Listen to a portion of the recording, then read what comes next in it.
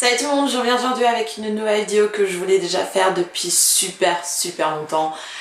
Dès le début de cette année scolaire, en fait, j'étais juste impatiente de vous faire cette vidéo. J'ai juste remarqué dès le début de l'année scolaire que j'allais avoir beaucoup de choses à vous raconter, à vous faire partager tout simplement mon expérience. Donc ça va être en quelque sorte ma première vidéo de la série Back to School, même si cette année ma série Back to School, je sais pas trop si ça va être comme tous les ans. Je sais pas encore si je vais faire une vidéo genre fourniture scolaire, une vidéo lookbook, etc. Vous parler tout simplement de mon expérience en terminale, plus précisément en terminale S. Je vais vraiment tout vous expliquer comment j'ai vécu cette année. Donc j'ai déjà fait une vidéo sur la première S que je vais vous mettre dans la barre d'infos et ici en haut. Donc c'est une vidéo que j'ai fait l'année dernière avec Elise, une de mes meilleures amies, à qui je fais des énormes bisous au passage. On expliquait en quelque sorte voilà, en quoi consiste la filière S, etc. On répondait à vos questions et on a parlé de pourquoi est-ce que on a décidé de choisir la filière scientifique. Arrivé fin seconde, je me suis confrontée à 3 choix possibles, donc la S, la L ou la ES. Enfin mon choix était assez rapidement fait parce que j'ai toujours travaillé pour les matières scientifiques. C'est même pas que j'étais forte dans les matières scientifiques, c'est juste que j'ai toujours travaillé pour les matières scientifiques. Du coup pour moi c'était juste logique de choisir la filière scientifique. Ensuite en seconde j'avais fait SES mais ça m'avait pas du tout plu, du coup ES ça m'intéressait pas du tout non plus. Et puis L, certes je suis super douée en langue etc. Mais en L, il n'y a pas que les langues, certes, genre le coefficient de anglais-allemand, c'est juste un truc de dingue. Mais il n'y a pas que ça, il y a aussi la littérature, la philosophie et le français. La philosophie, c'est quelque chose qui m'intéresse énormément, mais j'ai pas été super forte cette année non plus. Et ensuite, la littérature et le français, c'est deux trucs qui m'intéressent absolument pas. Ça m'ennuie en fait plus qu'autre chose. Et du coup, S pour moi, j'avais l'impression que c'était juste ma filière idéale. Arrivée en première, j'ai vécu une année assez difficile, tout simplement parce que j'étais absolument pas motivée. J'avais la flemme de travailler, j'avais vraiment la flemme de travailler, ça m'intéressait pas, les matières m'intéressaient pas. Du coup j'ai vécu une année assez difficile, tout simplement parce que j'étais pas du tout motivée, j'avais des mauvaises notes. Je suis arrivée en terminale. Ce moment de dépression que tu as eu cette année, tu le mets de côté et tu commences réellement à bosser, tu commences vraiment à te poser des questions sur ton avenir, ce que tu veux faire. Et j'ai l'impression que tout ce passage-là, c'était encore hier et pourtant je suis maintenant ici, j'ai maintenant mon bac et ça me paraît tellement pas lointain que ça alors que si, ça fait déjà une année. Et du coup, quand je suis arrivée en terminale en septembre, je me suis vraiment dit, c'est bon, tu vas bosser tous les jours, tu vas bosser réellement pour du vrai. Et ouais, j'étais super motivée, vraiment j'étais super motivée. Donc le mois de septembre et octobre ça s'est plutôt bien passé, même si certes pour moi c'est toujours comme ça, le mois de septembre et octobre c'est encore un mois un peu détente, c'est-à-dire que tu reviens à la réalité, tu commences à réaliser que en fait la rentrée elle a recommencé, que l'école a recommencé. J'étais vraiment super motivée parce que je voulais avoir mon bac avec une mention, c'était vraiment mon objectif de l'année et je devais absolument réussir cet objectif là parce que je voulais déjà de 1 avoir mon bac et de 2 me prouver que si je veux quelque chose je peux y arriver. Même si c'est dur, je peux y arriver. Je travaillais encore dans le même principe que l'année dernière. Je bossais 3 fois par semaine. Je bossais en première, donc le week-end, donc samedi, dimanche, et mercredi après-midi parce que j'avais la chance de ne pas avoir cours mercredi après-midi. Sachant que j'avais mon DS vendredi à chaque fois, j'avais 3 jours pour réviser pour mon DS en fait. Donc c'était juste super. J'ai réussi à m'en sortir comme ça en première. Mais arrivé en terminale, mercredi après-midi j'ai cours, mercredi matin j'avais DS. Donc en fait j'avais que le week-end pour bosser et c'est ce que je faisais en fait à chaque fois que j'avais un DS mercredi, je bossais le week-end même. C'est-à-dire que j'avais genre 4 jours avant le DS, sachant que lundi, mardi je bossais pas du tout. Donc forcément j'arrivais le mercredi un peu les mains dans les poches. Je me suis vite rendu compte que en fait c'était pas du tout la bonne méthode de travail, qu'il faut vraiment, mais alors vraiment bosser tous les soirs. Et si j'avais su que c'était juste ça qu'il fallait faire, mais vraiment bosser tous les soirs un petit peu, faire toutes les matières, voilà. passer 2 heures en plus tous les soirs sur les trucs que tu as fait, sur les trucs que tu as vus, etc. Mais si j'avais su que c'était juste ça qu'il fallait faire depuis le temps, mais surtout que les profs ils nous disaient à chaque fois faut bosser le soir, faut bosser le soir, mais je me disais mais ça sert à rien de bosser le soir parce qu'on a déjà bossé toute la journée au lycée et si tu reviens, enfin c'est plutôt pour te reposer que autre chose. Mais vraiment, c'était juste une catastrophe, mais juste une catastrophe. Le fait que je bossais juste 2 fois par semaine, c'était juste pas possible. Arrivé en octobre, on est parti en voyage de classe, ce qui a été juste trop cool parce que depuis ma CM1, en fait, je suis partie tous les ans en voyage de classe et c'est juste un truc de ouf parce que je pensais qu'en terminale j'allais pas du tout le faire. C'était juste la semaine avant les vacances. Juste avant notre départ, on avait 3 DS. On avait un DS d'histoire, un DS de langue, je me rappelle plus si c'était anglais ou allemand, et un DS de maths. Le truc qui posait problème c'était les maths et surtout qu'on avait DS de maths, je crois, c'était vendredi et c'était le jour de notre départ. En première, mes notes allaient de 6 à 10, donc c'est très moyen. Mais c'était mieux que ce que j'ai eu cette année en fait, genre vraiment. Je suis allée au DS un peu les mains dans les poches, c'est-à-dire que j'avais travaillé mais pas autant, j'étais vraiment pas du tout rassurée. Je suis partie en Espagne, je me suis amusée, etc. Je suis revenue pile le moment où on sort du bus, on voit notre prof de maths qui est là. Allez, bonnes vacances, bonnes vacances. Et j'avais eu 2,5. 2,5 sur 20 en maths. Clairement, j'étais nulle en maths, mais pas à ce point-là. C'est-à-dire que 2,5 sur 20, ça veut vraiment dire que tu as rien compris du tout, que tu as réussi à rien faire. Et j'ai jamais eu 2,5 en maths. J'ai jamais eu 2,5 en maths, j'ai toujours eu des notes, voilà, qui sont assez basses, mais jamais 2,5. Je suis jamais descendue jusqu'à 2,5. Et j'ai vraiment commencé à prendre peur. J'ai passé 4 jours chez moi et après je suis repartie avec mon papa, mais cette fois-ci en Russie. Avec tous mes affaires de cours, j'avais pris des maths, de la physique, de l'SVT, j'avais vraiment tout pris. Je voulais vraiment bien bosser pendant, voilà, pendant ces 12 jours parce que certes j'étais en vacances, mais c'est pas pour autant que je devais pas bosser.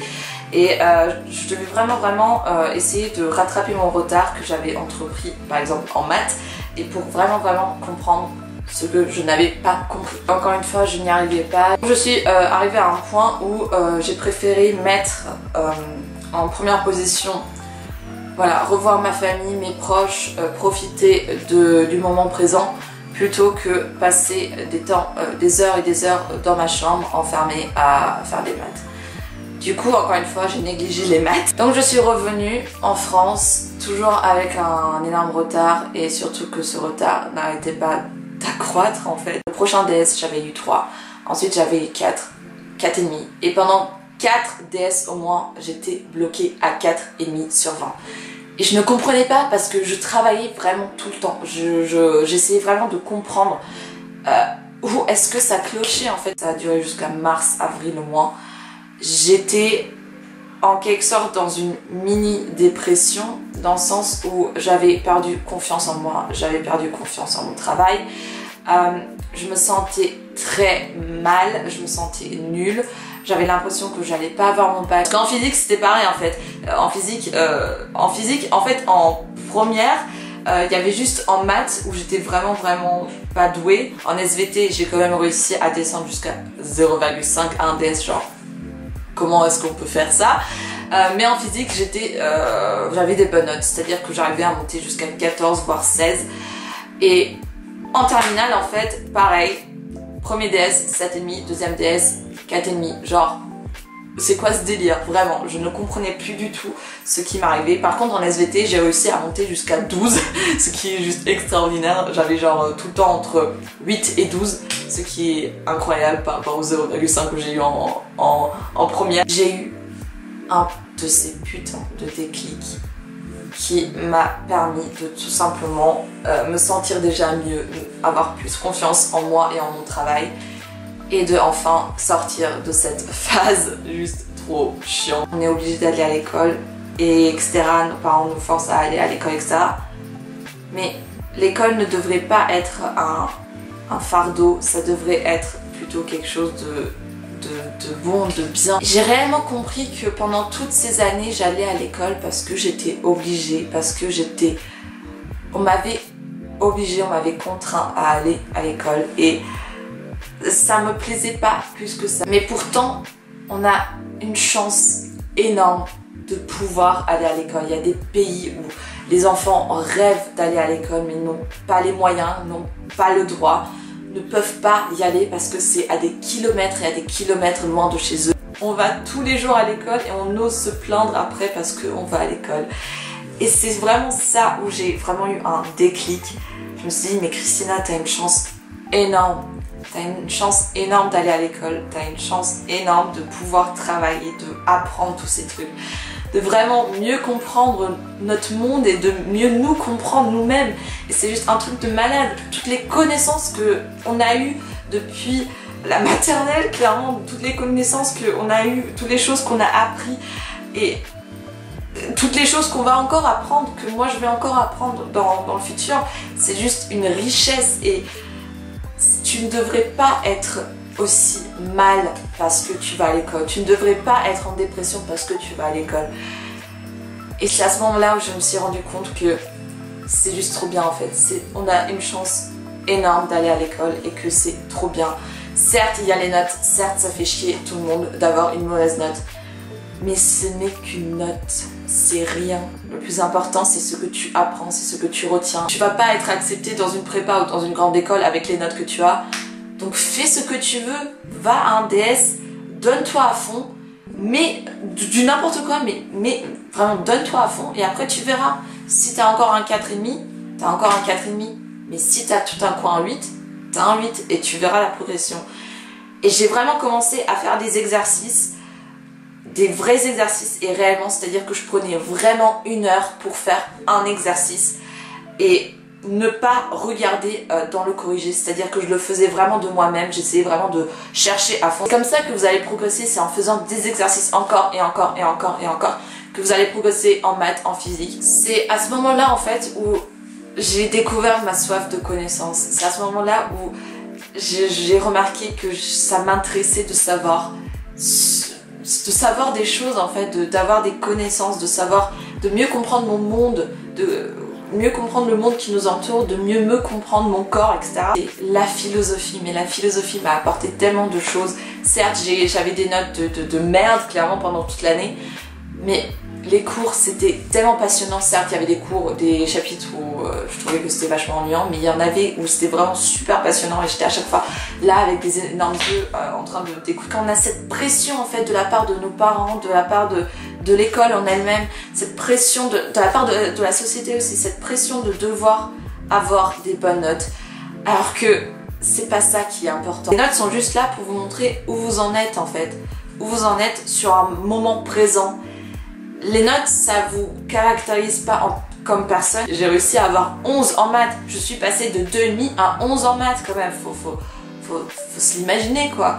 En SVT, j'ai eu 12. Pareil, en première, j'avais eu 0,5.